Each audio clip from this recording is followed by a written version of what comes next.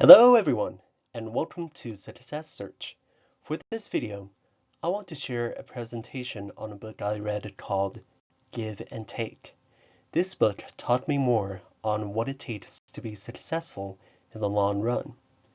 Without further ado, let's dive into some great insights. First of all, let me tell you a tale of two CEOs. Both of them have similar humble backgrounds in which they were raised up poor. However, through their diligence and efforts, they formed their own businesses, helped out others through their services and charity, and became multimillionaires. However, one CEO has been indicted and failed in the long run, while the other never failed and remained successful throughout his life. Even though both have humble backgrounds and reach their pinnacles of success, what made one fail and the other succeed? Well, according to the book, the CEO that failed was a taker throughout his life, and the other was a giver throughout his life. To reveal who they are, the giver CEO was the founder of the Huntsman Corporation that manufactures chemical products to enrich the lives of others. The taker CEO was none other than the founder of an infamous company, Enron, who committed one of the biggest scandals in U.S. history. In this book called Give and Take, Adam Grant, one of the well-known New York Times bestselling authors, explains three types of people in this world. They are the givers, the takers, and the matchers. Through the stories it gives, the book explains the differences of the three types of people and why givers succeed in the long run. In this presentation, I will give the summary of the three types of people, how they network, lead, and influence other people, and how givers can succeed in the long run. So here are whom the three types of people are. The givers are the ones who help others and expect nothing in return. They enjoy taking the time to help others succeed and believes the success of others would also lead them to success. The takers, on the other hand, take as much as possible from others. They subtly take advantage of others because they believe it's the fastest way to their own success. Finally, the matchers are the ones who match behavior and give and take in a hybrid way. They believe that having a mutual benefit with certain people who aligns with their interests is their way toward success. Now, these three types of people may achieve success in some way, but I'll explain how they usually approach people through networking, leadership, and influence. So here's how the three types of people approach in networking. The givers offer value to others and maintain connections with them so that they can help them out in some way.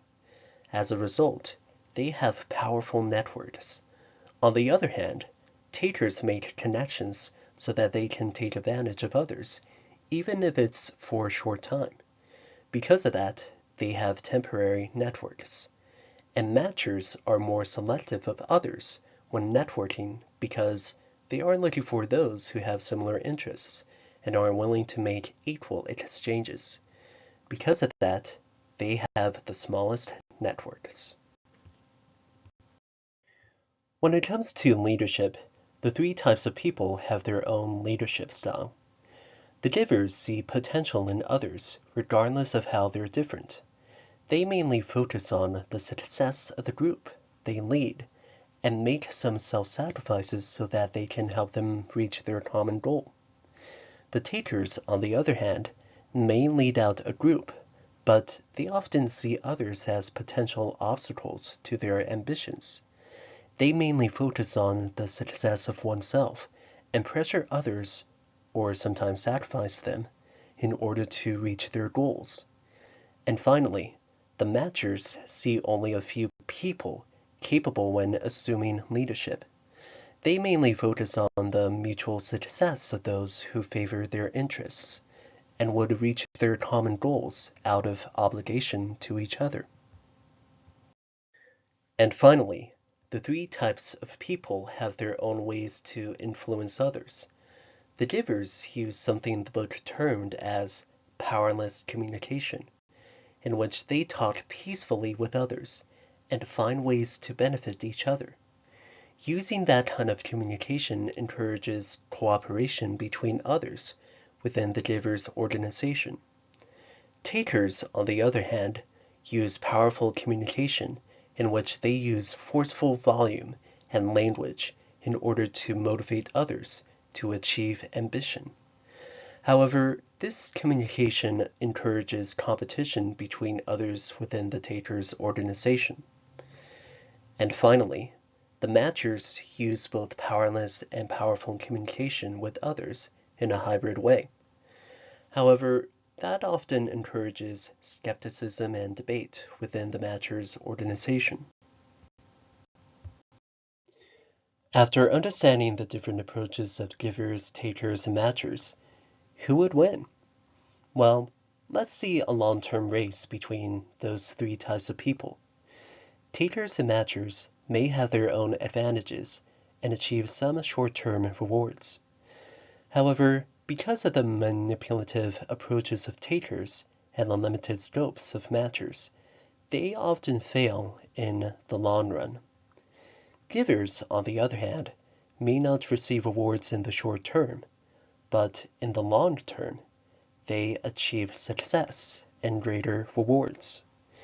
Because of their passion to help other people succeed, they earn a greater respect, connections, and favors from the people they help.